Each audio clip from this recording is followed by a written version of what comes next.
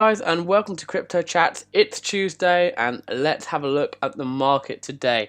Guys, today has been pretty good for Bitcoin as a currency. I'm looking on my own Coinbase account here, so we can see that at the beginning of the day, Bitcoin was what, 7,200, and now it's 7,600. So what's that? 4.5% up on the day, or if we look at that in US dollars, then it's on about 10,000 US dollars, which is pretty good. We're getting back up there. I mean, we're nowhere near the 20k that we were last year, but there's always time. Anyway, let's have a look at what else has done well today. So we've seen Ethereum up a little bit, not a lot, and then well, a lot of the others seem to be down. It's a bit of a mixed bag today. So while we've got Bitcoin and Ethereum up, Ripple's down, Bitcoin Cash is down, and Litecoin is down. Not by big amounts, but still down on the whole. And then if we keep looking down, you know what? Let's see if we can find Verge. We talked about Verge a week ago as my little alternative coin that I've gone with. Where are you? All right, it's 27th. Down 0.8% today, and it's what, 0.06%. It's like my like, I think it could do well one day, but it's gonna take time. It's gonna take time to pump, I think, on Verge. Anyway, let's do what we usually do, and let's go down the best performers and the worst performers today. So who's done best in the 24 hours?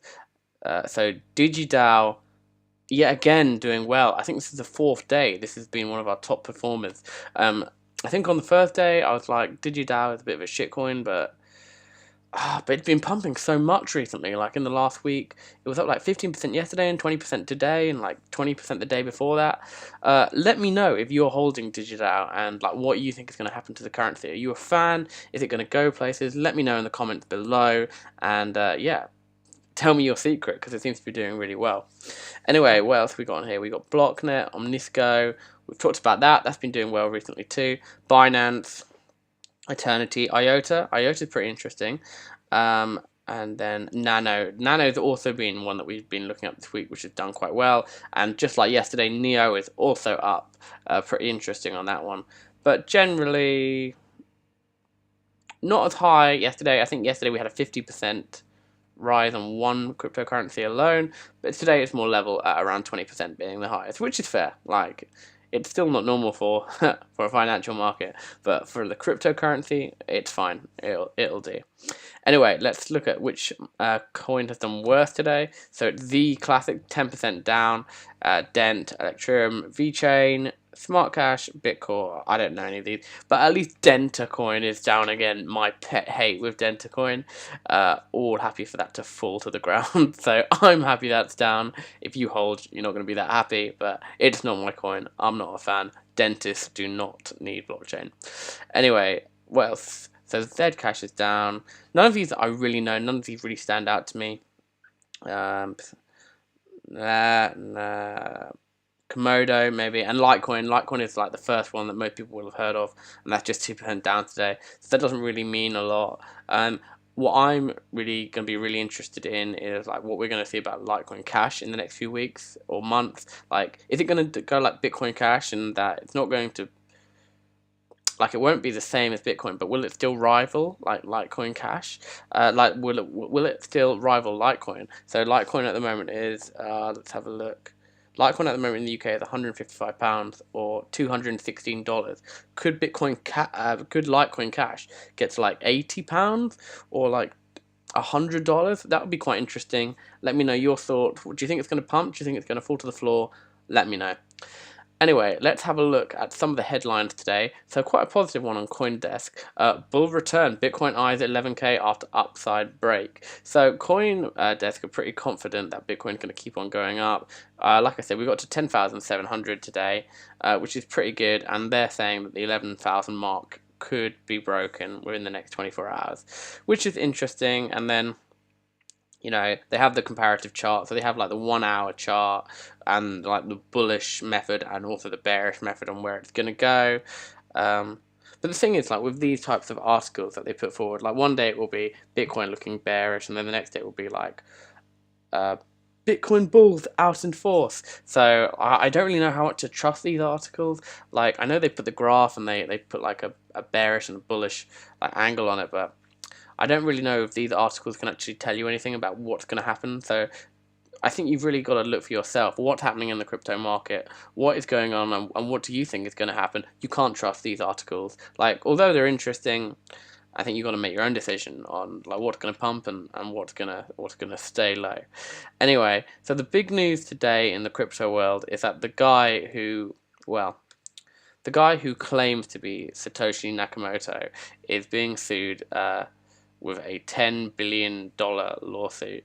So Craig Wright is an Australian who claims that he is Satoshi Nakamoto with another guy called David Kleinman. So basically, at the very beginning of Bitcoin, these guys seem to have been involved at the very least. It says in the article that they controlled up to 1.1 million Bitcoin at a time, which was like, if you can work out how much that is in today's currency, then post a comment down below. It's going to be like it's going to be like 10 billion. There you go. It's $10 billion.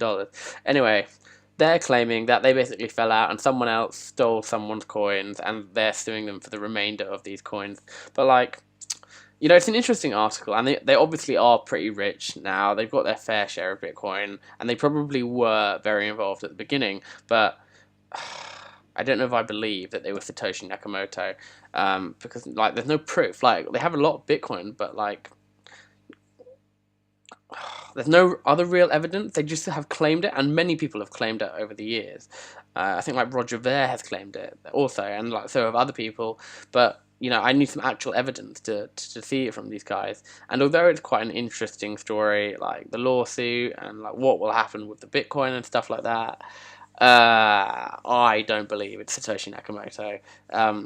But like, what do you guys think? Do you think it could be? Is it likely? And are you going to follow the lawsuit to see where it goes? Do you think it will be interesting for the cryptocurrency market? And like, what do you guys think is going to happen? Anyway, where are we? Oh yeah. So if anyone is new to the cryptocurrency, industry, you won't be familiar with the pizza study, pizza analogy, pizza act. Basically, when Bitcoin first started, one guy called Laszlo Hanyek wanted to prove that Bitcoin was an exchangeable currency. So what he did was he bought pizza with Bitcoin in the first ever exchange with the currency. But this is always used as a measuring device. So when he first paid with Bitcoin for pizza, that same amount that he paid with now would be worth like £100,000 or something like that. Let's say he paid for the pizza back then with one Bitcoin, which was like 1p, which was like $1 or $2, and now that same pizza, because the currency is much higher, is now £10,700. Anyway, the point of this experiment today was, as you know, we've been talking about segregated witness a lot in the last week, or Segwit, which aims to speed up transactions on the Bitcoin blockchain and fundamentally just make it more scalable as blockchain increases year on year. Anyway, what he wanted to show today was that the Lightning Network was working, or the segregated witness was working. So what he did was he bought two pizzas. He bought two pizzas for 0.00649 of a Bitcoin, or $67. Really expensive Bitcoin, a really expensive pizza, and the transaction cost about 6 US cents, which is amazing. Like, it shows how useful the Litecoin, the Lightning Network can be, and Segwit. We were looking at this year fees of $55 when like Bitcoin was in its peak use in November and December. So if the Segwit like speed can be rolled out across the entire network, I think it was at 18% capacity. So 18% of all transactions across the Bitcoin network were done with segregated witness today. But if it goes up to 100%, then maybe everyone could like transact with exchange fees of 6 US cents, and that actually makes it conceivable as a currency to use every day. While at the moment, people like number one, like, I wouldn't use Bitcoin as a day-to-day transaction in my normal life, because right, say if I wanted to buy like this nail, one day it might be, with my Bitcoin, I can pay for it and the transaction might cost 6 cents, but one day it might cost me like a quid of Bitcoin, but then the next day it could cost me like £20 worth of Bitcoin, or like $20 worth of Bitcoin. So basically, people aren't going to use Bitcoin as an exchangeable currency until the value like stabilizes, at least maybe like by like 1 or 2% a day. But fluctuations of 20%, 15%, 50% in a day, no one is going to use Bitcoin as an exchangeable currency until it's like more stable in its actual price like validity. Anyway, interesting that he's done this, and hopefully it can show that segregated witness really can help the blockchain community, Bitcoin community also. And maybe if like fees continue to go lower and lower and lower, maybe one day we can have a network which is as fast as Visa, as fast as PayPal, as fast as MasterCard, but fundamentally using the blockchain network, which means that no bank has to get involved, no bank has to see your transaction, and you can do what you want with your money, where, and fundamentally control your entire destiny with the money you have, and not have to rely on some bank which is fundamentally could like it could trade recklessly, or it could do immoral things and lose your money too. So let's hope that segregated witness gets better and better, and that we can continue to use it. Anyway, I think that's about it for today. Guys, if you've got anything you'd like me to talk about in more detail, just comment down below. Tomorrow we'll have a look at the market again, and we will see if my prediction, which I think I made last weekend, that Bitcoin could get to 12,000 by the end of this week, becomes a reality. Anyway, thanks for watching today's video, guys. If you like the video, then you can comment below, or you can subscribe over here, and I will see you guys tomorrow for another edition of Crypto Chats. Bye, guys.